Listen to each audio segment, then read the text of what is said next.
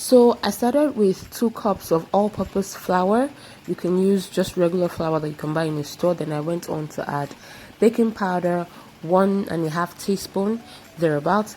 Then I added salt, 1 teaspoon of salt, and 1/4 of butter. 1 butter, beg your pardon, and cut it into 4. So 1/4 of the butter, and blend or mash that together, so to speak. So you want to just mash that together as best as possible. It doesn't have to be smooth, just properly mashed. Then I'm adding hot water. The water has to be hot, so it's not lukewarm or anything. It has to be properly hot, but try not to make it boiling water so you don't hurt yourself. So you can see how my hands are kind of jittering because yeah, it's quite hot. Then you bring everything together until you have all the flour blended, and then now it's time to knead. For this particular recipe, even though it's not a yeast dough, you still need to knead I don't know what I'm saying.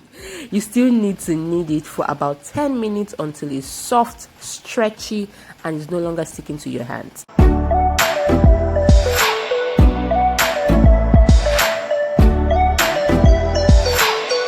Now I'm going to cut it into small sizes to make balls.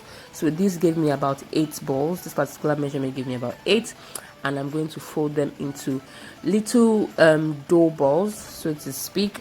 And the folding is just basically simple. You can just roll it into a ball, but I like to fold it like I'm making a donut or something.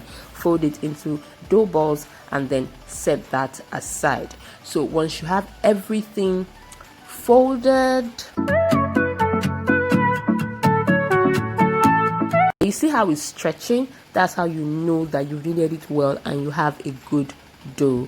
So once you have everything folded and it's not sticking to you and it's stretching well and it's bouncing well, now you take the doughs and cover them to rest for about 10 minutes. Just set it aside for about 10 to 15 minutes, let it rest. And now it is time to roll them out. So because this is a very rudimentary video, nothing professional, I'm going to make use of the things I have around me. So I'm making use of a clean long bottle.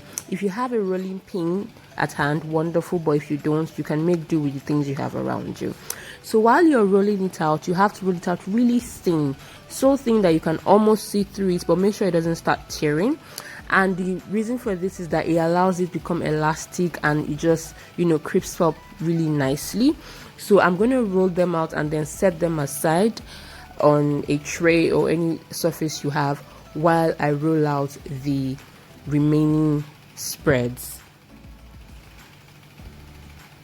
So while I'm doing this, I'm already preheating my non-stick pan. I've been preheating it for about 5 minutes. I brushed it with some butter all round and let it heat up a bit, and now I'm going to start putting in my tortillas into the pan.